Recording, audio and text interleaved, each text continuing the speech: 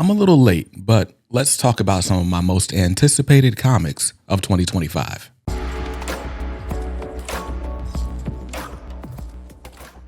Welcome back to Comics Are Dope. I'm BJ Kicks, and this is my list of my most anticipated comic books in 2025. Now, you guys know I'm kind of changing the way I read and cover comics in this new year, but I am very excited about comics all the time, and so this is my breakdown of some of the stuff I am looking forward to the most. And I got this broken down old school style, so we're gonna go Marvel, DC, and then the indies. I want to give a huge shout out to GLOBALCOMIX, who is going to be providing me with a lot of these indie comics that we talk about today, but we'll talk about more of them later. Now, let's go ahead and just start things off in the world of Marvel, because it seems like for me, the way I interact with comics the most, like when it comes to single issues, is I kind of just stick to the highlights, right? And the highlights for me in Marvel right now are the Ultimate Universe. Ultimate Black Panther, Ultimate Spider-Man, the Ultimates. Those are the ones that I'm like constantly checking for. Ultimate X-Men has kind of fallen to the trade waiting pile. And then I've got this right here, right? I got Ultimate Wolverine. I still haven't taken this out of the plastic. It's been almost a month since this issue came out. Maybe it's been like 2 weeks. I don't know. I'm delirious. We're having a baby. So who knows? Who knows? But I am still very much excited about the Ultimate Universe. The 1 year in special just raised the stakes even higher for me. So I'm loving everything they're doing in the Ultimate Universe. But I am behind, right? This is Ultimate Spider-Man issue 12. I haven't read it yet. I want to say issue 13 is out very soon or might be out this week. Ultimate Wolverine #1. So that's the stuff I'm most excited to get caught back up on. Speaking of things that haven't happened yet, maybe, One World Under Doom, it just got its prelude issue in this week's issue of Fantastic Four, number 28. But for me, Blood Hunt was kind of the sleeper hit of 2024. Like, I didn't expect that I would like Blood Hunt as much as I ended up liking Blood Hunt. So I'm very excited about One World Under Doom. And honestly, the way it feels as far as being a Marvel fan is like if you didn't read anything at Marvel, if you read Blood Hunt issue number, 4 and 5, you can just skip straight to One World Under Doom. But Dr. Doom is now the Sorcerer Supreme. And what does that mean now that he's got like such a powerful tool at his disposal? Marvel seems to be going all in with Doom ever since Robert Downey Jr. Got announced that he's going to be Doom in the Secret Wars movie. I don't know, is that next year? I don't know, but there's been a lot of Doom in the comics as of late, and I'm excited to learn more about him. We got reprints of the Books of Doom. Now I just need that Books of Doom omnibus to come back in print. But anyway, we'll take it one step at a time. I'm very excited to see how the future of the Marvel Universe is different through One World Under Doom. So that's definitely at the top of the list.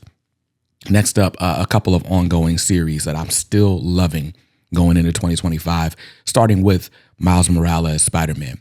Miles Morales by Cody Ziegler has been some of my favorite, or it's been one of my favorite titles in comics, period. Probably my favorite mainline Marvel title in all of 2024. And I'm excited to see it continue. I am kind of like cautiously optimistic about it because we are getting yet another crossover. This time, Miles Morales is crossing over with Deadpool, which is another title that Cody Ziegler is writing. I was reading that first Deadpool trade paperback, and I'm just like not a huge fan of Deadpool's humor.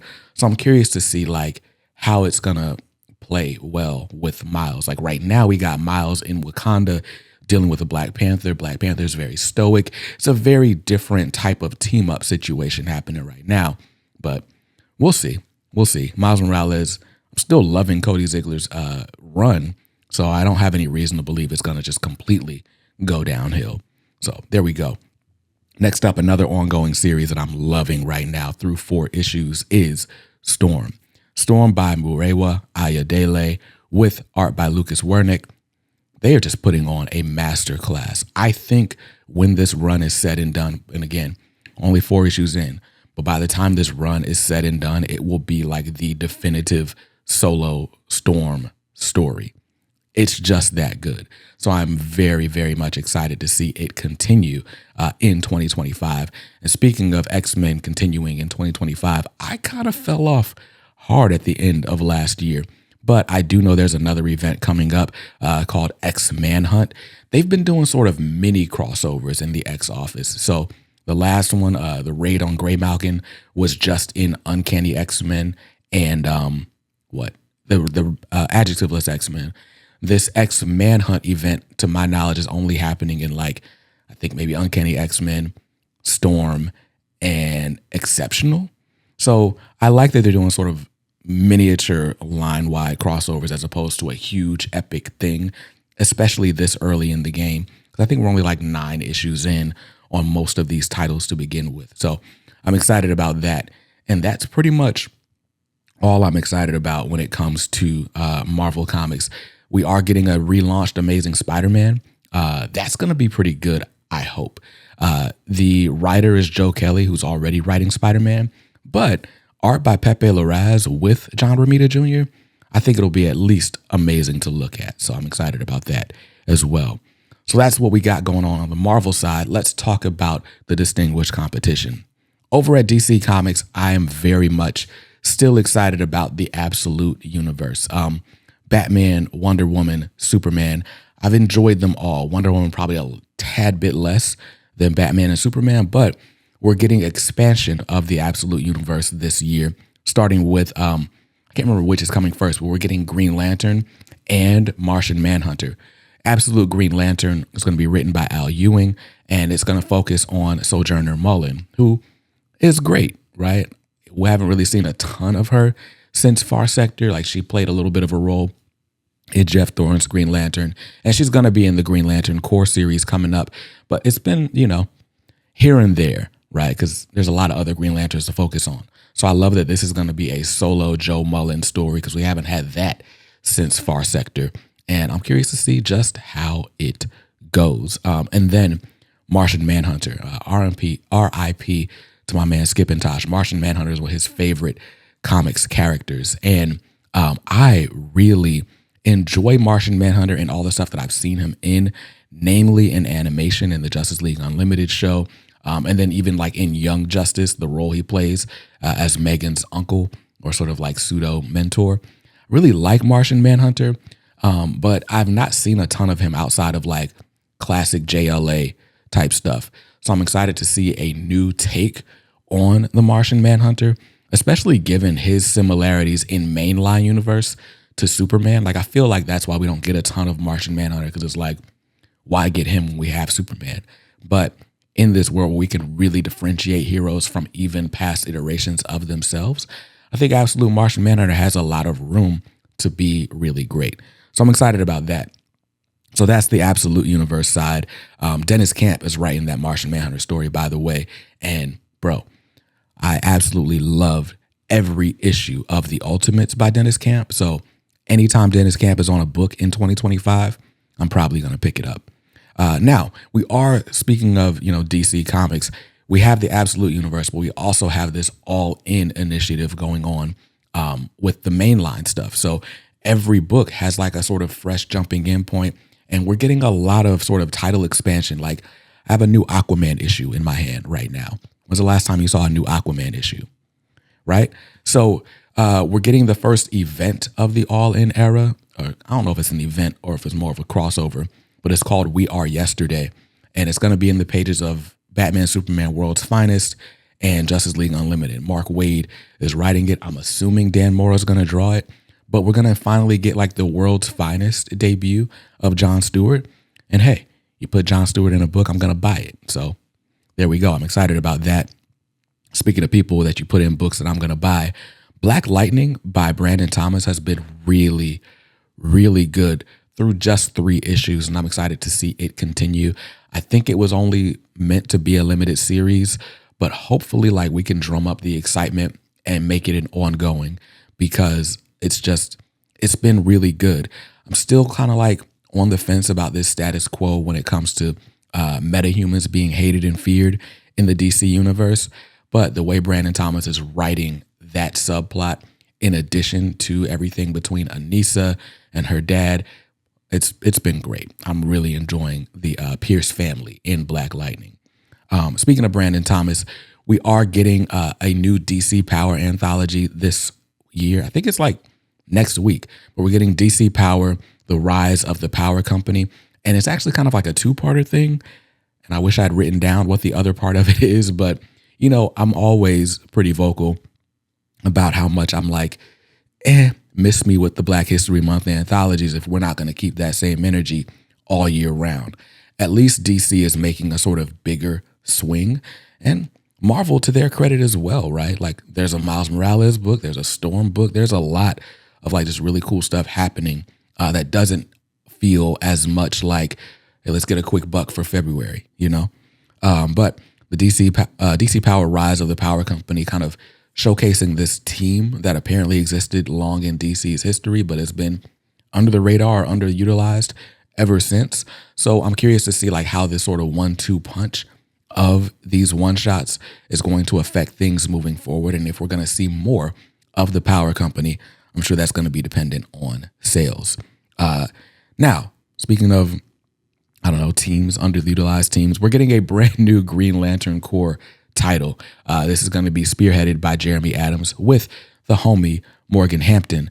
I'm probably like, you know, the most excited about Green Lantern when it is more of a team book. Like I'm not the biggest Hal Jordan fan, but I can take him in doses. In the meantime, give me Kyle Rayner, give me Kilowog, give me Joe, you know, give me John Stewart, of course, right? But I like one of my favorite things about Green Lantern Rebirth was when Jeff Johns broke down like, here's what makes each lantern special and how they use their constructs and how they approach the job. And I just like that aspect of Green Lantern lore. So the fact that we're getting a Green Lantern Corps book, I don't know, hot take, maybe Green Lantern should always be a team book. It should always be about the Corps, at least to keep my excitement. So I'm excited about this Green Lantern Corps title launching very soon at DC Comics.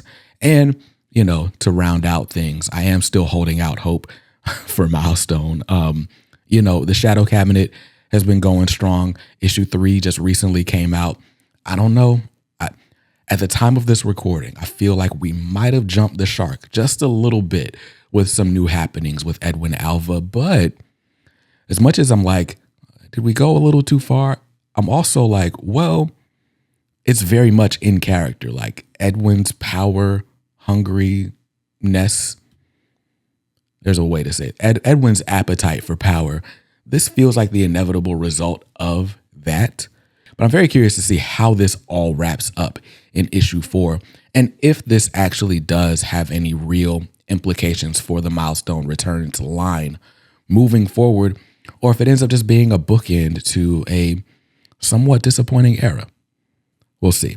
But that's it. That's everything I'm looking forward to on the DC front. And now let's talk about the indies. Now, with the indies, you know, though, again, I'm kind of scaling back the amount of single issues that I'm buying. So most of these indies I'm going to be interacting with from a digital perspective, and that's where GlobalComiX comes in.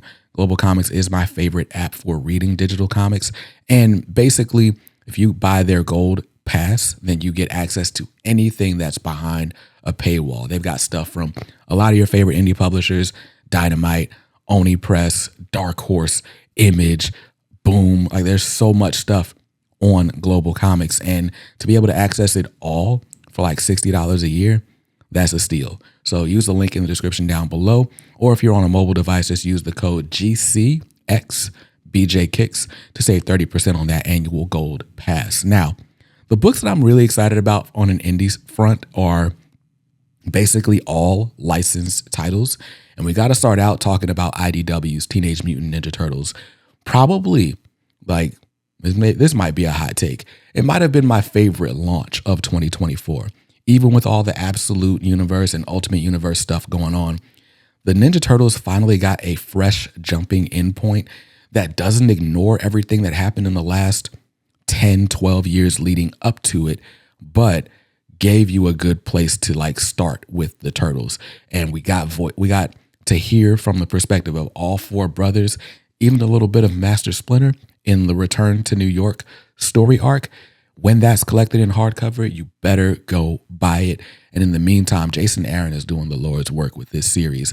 Jason Aaron and Juan Ferreira, as of issue 6, are the creative team on Teenage Mutant Ninja Turtles. And it's fun. It's gritty. All the parts have been placed together really well. And I'm expecting to kind of just launch into fun-filled action all 2025 long. So Teenage Mutant Ninja Turtles, probably the indie title I am most excited about this year. Coming up, following that up, is going to be a brand new Darkwing Duck title from Dynamite Comics. Now, Dynamite brought back Darkwing in 2023, and then we had the Justice Duck series, and we had a Nega Duck series. We've had we've seen the new Duckburg and the new Saint Canard, and they've even got a DuckTales series right now at Dynamite. But anytime you put the terror that flaps in the night, anytime you put him in a book, I'm gonna buy it. And this one's got covers by Darkwing Duck creator Tad Stones, and that just makes me even more excited about it. I'm really excited, though. The art style in this iteration from the preview pages I've seen looks to me better than the previous iteration. And the previous iteration, like, it was straight out of the animated series. But this one just looks a little bit more dynamic, a little bit more fun. So I'm curious to see what the book actually reads like when that comes later this year. So Darkwing Duck from Dynamite. Speaking of Dynamite bringing back fan favorite properties, they just announced that David Pepose is going to be writing a Captain Planet series. And I don't know, people have mixed opinions about the beard on Captain Planet. It's a little weird for me seeing Captain Planet with a whole beard too, but it looks cool. I really like the character designs for the Planeteers. I actually posted the preview on Twitter, and my mentions haven't stopped jumping ever since. So it seems to me like this is a very much anticipated title for a lot of you guys as well. And I'm glad I could give you that first look. So Captain Planet coming from Dynamite, also coming, not from Dynamite, but from Mad Cave, also written by David Pepose, is a Speed Racer comic. Now, Speed Racer is actually the first anime I ever saw. Here comes Speed Racer. He's a demon on wheel. Anyway, it used to come on like 10 o'clock on Cartoon Network, and I thought it was the coolest thing ever. This dude racing in the Mach 5. He can never beat Racer X, and secretly, Racer X is his brother. Oh my gosh. I don't know. It's something about the drama of that. And then the monkey. And then I never understood why the mouths never quite matched the words, because I didn't know as a kid that it was an anime and that it was being dubbed from Japanese. Anyway, for me, so much of my indie pull list is like straight up nostalgia. And that's exactly what this is. Speed Racer is going to be a nostalgia play for me. And I'm very, very much excited and unashamed by that fact. So Speed Racer coming from Mad Cave. The only books that are not like a big licensed property on my indie radar this year is going to be the Valiant universe. Now, we had the resurgence of the Valiant universe. We had a big event, and that's getting an omnibus this year. And I'm probably going to grab that omnibus from Alien Books. But coming out of the whole resurgence of the Valiant universe are brand new jumping in points for all the characters. We're seeing a little bit of previews for like a new Exo Man of War title, a new Harbinger title. So I'm excited to finally have a good jumping in point and not feel like I've got to read like 6-7 years of Valiant history just to understand what's happening right now. So shout out to the all new Valiant universe. Maybe this will be my entry point into that whole world.